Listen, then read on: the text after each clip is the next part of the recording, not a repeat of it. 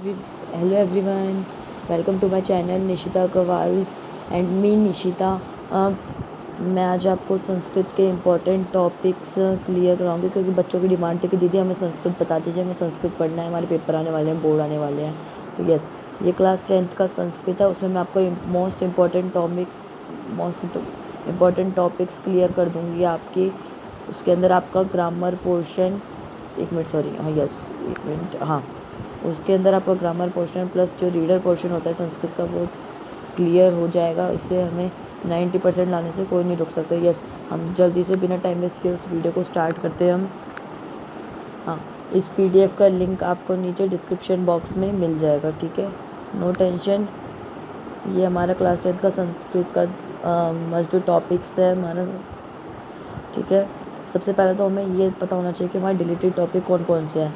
आपने 9th में, आपकी टीचर्स ने आपको 9th में व्याकरण वीति के लिए प्रेफर किया होगा कि बच्चों व्याकरण वीति ले लीजिए। एक मिनट, यस, व्याकरण वीति के लिए कहा होगा। तो व्याकरण वीति में से जो व्यंजन संधि थी, तुकांगम और मुड़ेनस्वार, ये सब कर चुके हैं। बच्चों ने चेक कर चुके होंगे। अगर जिन्होंने अभी भी चेक नहीं किया तो प्लीज़ उसको स्क्रीनशॉट ले लीजिए, मैं इसमें टाइम वेस्ट नहीं करना चाहूँगी।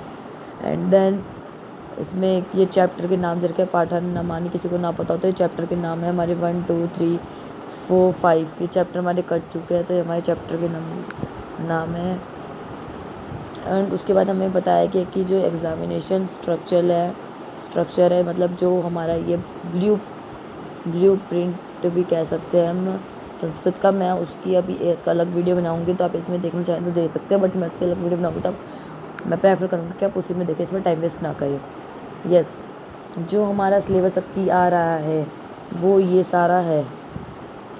इसमें दे रखा है कि हमारी कौन सी संधि आ रही है, कैसे आ रहे हैं, तत्पुरुष में कौन सी आ रही है, अनु, उप, अव्ययभाव, दंत। तो इसमें हमारे को ये बता रखा है। तो आप इसको ज़रूर, आप इसे अपनी कॉपी में हर फ्रंट पेज पे संस्कृत कॉपी में फ्रंट पेज पे लिख लीजिए, नोट डाउन कर लीजिए। एंड देन ये हमारे पेपर का पैटर्न अकॉर्डिंग है। सबसे पहले गद्यांश आता है, फिर उसके बाद रचनात्मक कार्यक्रम आता है और फिर पठ्यता बोधनम। इसमें क्या लिखा गया है कि ये शुमेशु में जो पाठ आ रहे हैं चैप्टर वाइज, प्रथम आ रहा है, द्वितीय आ रहा है, पंचम आ रहा है, षष्ठ आ रहा है, सप्तम आ रहा है, अष्टम आ रहा है, नवम। अभी तक जिन बच्चों को ये भी नहीं पता कि प्रथमा क्या होता है, तो मैं एक वीडियो डालूँगी जिसमें मैंने संख्या और शब्द रूप बताया है, तो आप वहाँ जाके सारे शब्द रूप याद कर सकते हैं। 6 से लेकर 12 तक 10 तक के बच्चों के लिए वो वीडियो, उसमें 6th क्लास से बच्चा शब्द रूप सीख सकता है और गिनतियाँ भी, क्योंकि 6th क्लास से ही गिनती और शब्द रूप आना स्टार्ट हो जाते हैं। वो 10 तक होते हैं कंटिन्यू, ऐसा ही सेम। सबसे पहले हमें ग्रामर पोर्शन में अपठित गद्यांश दे रखा है, जो हमें पढ़ के उसके अंदर से आंसर निकालने होते हैं, मतलब या छाटने होते हैं। तो अनुलोकित अनुच्छेद पठित्वा प्रश्न संस्कृतेन उत्तरात्, ठीक है।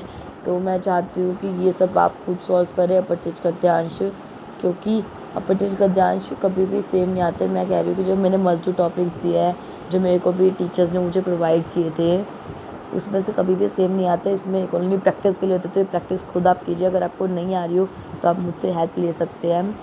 एंड देन फिर उसके बाद हमारा अपठित गद्यांश 2 है। उसमें पैराग्राफ पढ़ना है आपको, और फिर एक पद इनके उत्तर देने, फिर पूर्ण वाक्य इनके, फिर यथार्थ, मतलब इसमें आपका गलत संधि समास और कुछ सर्वनाम शब्द होते हैं, ये सब है।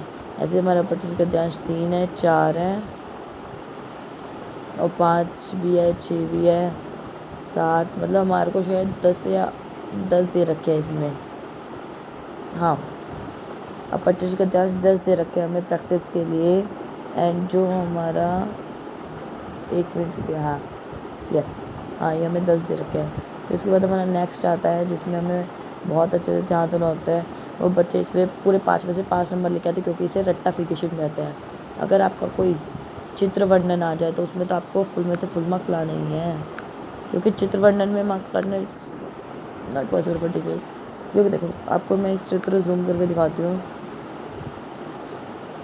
यस, ये चित्र में आपको क्या दिख रहा है कि एक भालू है, हिरन है, नदी के किनारे का दृश्य है, जंगल है, बहुत सारे जानवर हैं, ये सब दिख रहा होगा आपको। इदम चित्रम डैश अस्ति। आपको कुछ ऐसी लाइनें ये याद कर लेनी है, 5 लाइनें, जिससे कि आप पूरे कोई सा भी आपका चित्र वर्णन आ जाए, कोई सा भी आपका चित्र वर्णन कहते हैं इसे, कोई सा भी आपका चित्र वर्णन आ जाए तो आप उसे अच्छी तरह से बना सकते हैं। कोई सी भी लाइन आप लिख सकते। इदम चित्रम डैश अस्ति तंडागस्य अस्ति। तंडागस्य, इसमें मंजूषा दे रखी है तो आप फिल भी कर सकते हैं। तंडागस्य अस्ति। अस्मिन् चित्रे डैश अस्ति। अस्मिन् चित्रे वृक्षः अस्ति। ये चित्र कहाँ की है?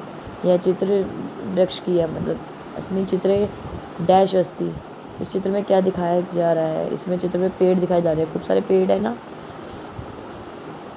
प्रदत्ते चित्रे डैश सन्ति पशवः। इसमें प्रदत्ते में जैसे ये पक्षी वक्षी ये सब है, ठीक है। पशवः का मतलब अस्मिन् चित्रे डैश हो। अस्मिन् चित्रे पशवः पक्षिणश्च तडागस्य समीपे आगन्तः जलम। ये इसके आंसर दे रखे हैं साथ में। एंड फिर इसमें लिखा है अस्मिन् चित्रे डैश सन्ति। अस्मिन् चित्र कहाँ का है? ये वाटिकाय पशवः सन्ति। इसमें आप ये भी लिख सकते हैं इदम चित्रम अस्मिन् चित्रे सुंदरम अस्ति, या इदम चित्रम उद्यानम अस्ति। ये कहाँ का चित्र है? उद्यानम, ये बगीचों का लिख सकते हैं। इदम चित्रम जंगलम अस्ति, जंगल का चित्र है। इदम चित्रम अधिक जानवरः, ऐसे इदम चित्र अस्मिन् चित्रे जानवर को कहते हैं पशवः पानी पिबन्ति, ऐसे भी लिख सकते हैं आप, ठीक है। फिर उसके बाद हमें महत्वपूर्ण बातें क्या बताई गई हैं? बालक उचित बालक है। जहाँ भी बालक या बालक हरि कवि अरि वह शब्द आएगा उसके साथ अस्ति का ही प्रयोग होगा। इसमें यह बताया गया है कि जब कभी भी बालक का हरि कवि किसी का नाम आएगा तो उसमें अस्ति शब्द प्रयोग होगा। बालक आदि शब्द एक वचन है और अस्ति भी एक वचन है। जो बालक शब्द होता है या किसी का नाम होता है वो एक वचन होता है, और अस्ति भी एक वचन है। जब भी चित्र रचना में एक वस्तु हो तो इसके लिए अस्ति का ही प्रयोग करें। इसी प्रकार स्त्रीलिंग, जो स्त्रीलिंग होता है बालिका, रेखा, रामा, मति, नदी, धेनु व नपुंसकलिंग में भी फलम, पत्रम, पुस्तकम, पुष्पम, ज्ञानम, सूदी, मधु आदि में भी उचित का प्रयोग होता है तो वही बहुवचन के लिए बालका सन्ति लगाया जाता है। पहले में हमने पढ़ा था अस्ति लगाते हैं, एक मिनट, अस्ति लगाते जो पुरुषों के लिए होता है, और जो स्त्रीलिंग के लिए और नपुंसकलिंग के लिए होता है वो हमारा क्या होता है? सन्ति, ठीक है। बालक बहुत सारे हैं, जहाँ भी बहुत सारे बालक हो वहाँ सन्ति का प्रयोग होता है। जहाँ पर बहुत संख्या 2 से ज़्यादा की बात हो रही हो तो वहाँ कौन सा आएगा? सन्ति, ठीक है, ध्यान रखेंगे आप ये। इसी प्रकार अन्य उदाहरण देखें। इसी प्रकार हमें अन्य उदाहरण भी देखने हैं। एंड अब हमारा आता है महत्वपूर्ण शब्द। इसमें कुछ हमारे को इम्पोर्टेंट शब्द दे रखे हैं जो हमारे संस्कृत वर्ड में यूज़ होते ही होते हैं। एक वचन प्रयोग, बहुवचन प्रयोग, इसमें देखना है हमें। बालकः अस्ति, बालकाः सन्ति, रामः अस्ति, रामाः सन्ति, नर अस्ति, नराः अस्ति, कवि अस्ति, कवयः अस्ति। इसे आप पढ़ लीजिएगा। इसी प्रकार स्त्रीलिंग में भी हमारे रमा अस्ति, रमा सन्ति, अम्बा अस्ति। नपुंसकलिंग में है पुष्पम अस्ति, पुष्पाणि सन्ति, ठीक है। महत्वपूर्ण शब्द हमें एक मिनट, यस, महत्वपूर्ण शब्द हमने क्या आगत्य, आकार, पिबन्ति पीते हैं, पक्षीय पक्षी बहुत सारे, इधर चित्र, यह चित्र, अस्ति है, सन्ति है। बहुवचन के लिए भी हमने पढ़ा था नहीं, अस्ति और सन्ति, तो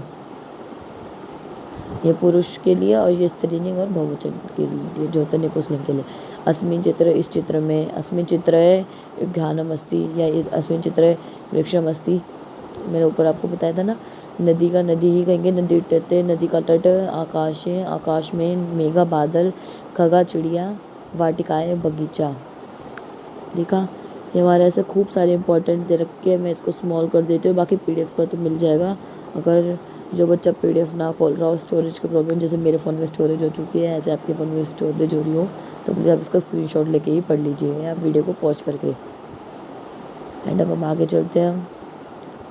ये भी कुछ हमारे इंपॉर्टेंट वर्ड्स दे रखे हैं जब से। अब हमें हमने इम्पोर्टेंट वर्ड्स पढ़ लिए हैं, तो अब हम कहते हैं अब हम नेक्स्ट चित्र वर्णन आराम से कर सकते हैं। अगले में क्या है, एक लड़का एक लड़की स्कूल जा रहे हैं, बच्चे मतलब स्कूल जा रहे हैं। इदम चित्रम डैश अस्ति, इदम चित्रम युज्ञानम अस्ति, इदम चित्रम डैश सन्ति, अस्मिन् चित्रे डैश सन्ति, प्रदत्ते चित्रे डैश सन्ति, अस्मिन् चित्रे विज्ञानम अस्ति।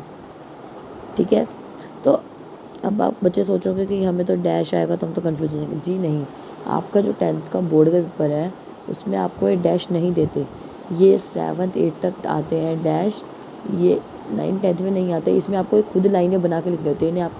इन सब ने आपको हिंट दे रखा है, हमें खुद अपनी तरफ से हमें कम से कम 6-7 लाइनें तो याद करके जानी है, क्योंकि उसमें से अगर हम 2 भूल भी जाते तो हमें 5 लाइनें तो लिखनी होती है। 5 लाइनें इसमें कंपल्सरी होता है। इसे आप खुद करिएगा प्रैक्टिस। मंजूषाए प्राप्त शब्दना सहायता चिन्ह दृष्टवा पंचह वाक्यानि संस्कृत लिखत। अब ये एक चित्र दे रखा है, इसमें क्या है, एक लड़की लड़का 2 आदमी है, एक लड़का है, मतलब ये सब खेल रहे हैं। सुबह का चित्र है, ज्ञानम का है, पार्क का कोई चित्र है लग रहा है, बाल वृक्ष पालक। ऐसे ही दूसरा एक चित्र दे रखा है, उसमें क्या है, ये भी पार्क का है, इसमें लड़कियाँ झूला झूल रहे बच्चे हैं और वो तो पानी दे रही है। और फिर से अगले में मेले का कोई चित्र लग रहा है, ये हाँ मेले का ही चित्र है। यहाँ पे कुछ कोई गुब्बारे देख रहा है, कोई कुछ कर रहा है, कोई खेल रहा है। अब हमारे आते हैं प्रश्न निर्माण। हमने चित्र वर्णन तो बहुत अच्छे से सीखा कि हमें कैसे करना। अगर हमने वो इम्पोर्टेंट वर्ड्स थे जो हमने पढ़ लिए होंगे तो हमारे चित्र वर्णन बहुत अच्छे से हो जाएंगे। प्लीज़ आप उसे पढ़ लीजिए। अगर जो मीनिंग आपको समझना है वो आप मुझसे डिस्क्रिप्शन बॉक्स में कमेंट बॉक्स में मुझसे पूछ सकते हैं।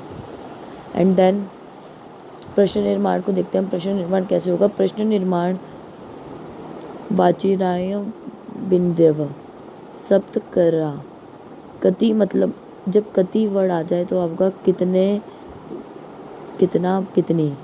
कदा आ जाए तो कब, कुत्र आ जाए तो कहाँ, कथम आ जाए तो कैसे, कुत मतलब कहाँ से, किमर्थम क्यों, किस लिए, कीदृशम किस तरह का या की कीदृशी किस तरह की का, की के, और कीदृशम किस तरह का की के।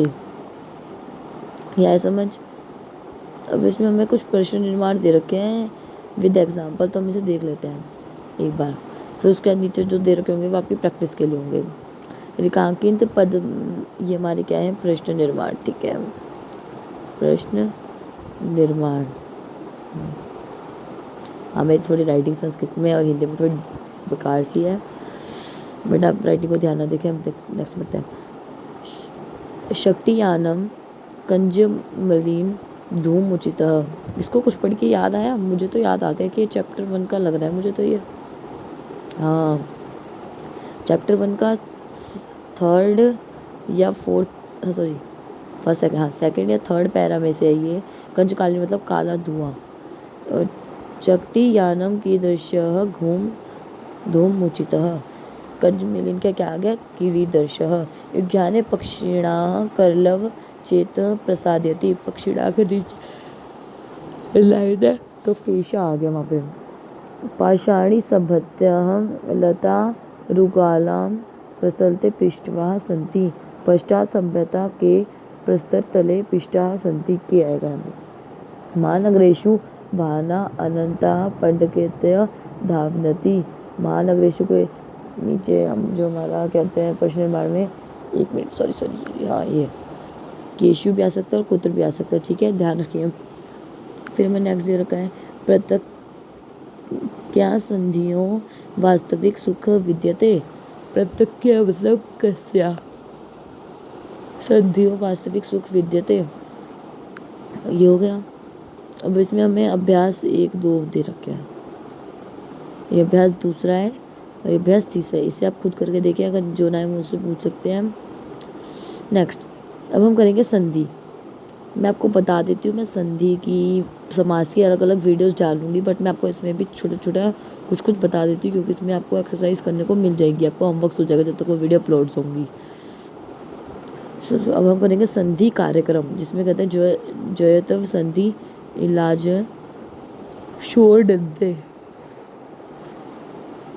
जो हमारी जस्ट भी संधि हमारी शायद कर चुके, ये नहीं आएगी।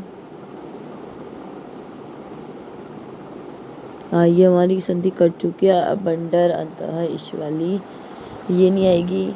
अनुसार अब हम करेंगे वदंते, 1 मिनट छोटा कर लेती हूँ मैं। विसर्ग का उत्तम, ये नहीं करना है हमें। यस, मतूप करेंगे हम, हमारा मतूप आ रहा है। अभी भी नहीं आ रहा। यस, मतूप आ रहा है। अब हम मतूप करते हैं संधि में, तो यथाशक्ति प्लस मतूप। यथा हम देख लेते हैं एग्जाम्पल कैसे कर, मैं 1 मिनट थोड़ा सा जूम कर लेते हैं। यस, यथा शक्ति मतूप, मतूप का मतलब होता है मत शक्ति मत रूप बनता है। बुद्धि मतूप, बुद्धिमत जैसे। जब शब्द प्लस ओ या आय या हलंत वचन न हो तब।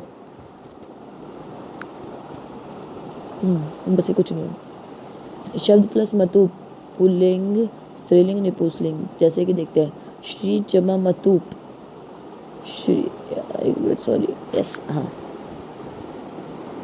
श्री जमा मतूप पुल्लिंग में आएगा तो श्रीमान बनेगा, स्त्रीलिंग में आएगा तो श्रीमती और निपुंसलिंग में आएगा तो श्रीमत। धी जमा मतूप धीमान पुल्लिंग में, धीमती स्त्रीलिंग और धीमत निपुंसलिंग। अब आप ध्यान रखिए कौन सा किस में है। मधु मतूप मधुमान मधुमती मधुमत। ईशः मतूप ईशुमान पुल्लिंग, ईशुमती स्त्रीलिंग, ईशुमतः निपुंसलिंग। आप ये ध्यान रखिए, जब मान आ जाए तो पुल्लिंग आएगा, जब मती आ जाए तो स्त्रीलिंग आएगा, जब मत आ जाए तो निपुंसलिंग। कृति कृतिमान कृतिमती और कृतिमंत। नीति जमा मतूप नीतिमान नीतिमती नीतिमत। भक्ति जमा मतूप भक्तिमान पुल्लिंग, भक्तिमती स्त्रीलिंग, भक्तिमतः पुल्लिंग। भ्रांति मतूप भ्रांतिमान भ्रांतिमती भ्रांतिमतः पुल्लिंग होगा। ठीक है। धृति जमा मतूप धृतिमान धृतिमती धृतिमतः।